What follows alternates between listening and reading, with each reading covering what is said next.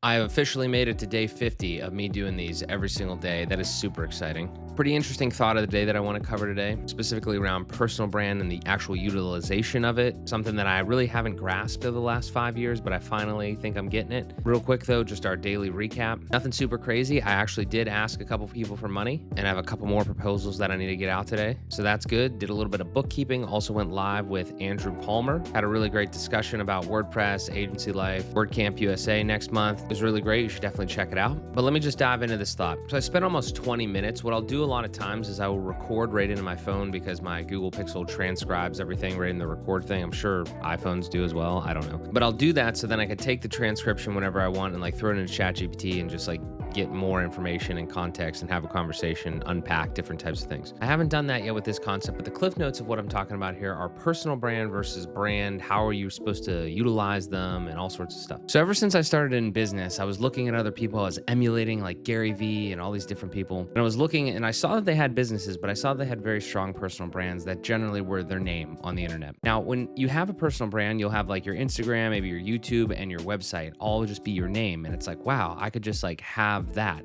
And I still think everyone should have a actual personal brand because you want to be present. You want to be like a thought leader or have some sort of persona. The thing that I haven't really executed well on and the thing that I've realized now is that really, all based on my opinion here, should not be your main primary source of revenue. Think about it like this. So like celebrities, right? Their entire persona, the main way that they make money is completely tied to them as basically an individual. Maybe it's like a stage name or something, but it's ultimately pretty much them. And a lot of times we look at them and we're like, wow, they sold their soul to get there. I know that's kind of a joke, but like that's an example. I just don't believe that your actual persona, your personal brand should be your primary source of revenue. And again, I don't know why it took me so long to do this because the people that I was looking at, they ended up making money from their personal brand, but it was very indirect and it was very secondary. So it's like they're sharing content and they're making money from YouTube, or they're just like making money indirectly from public speaking or something like that. But ultimately, the money that's making them wealthy is coming from a brand that's pretty much completely separate from them, that they just run or that they've built or founded. And in the last like 18 to 12-ish months period, I kind of made a mistake because as soon as I started making YouTube videos and I was offered money to do sponsored content and things like that, I decided that I was going to lean into that more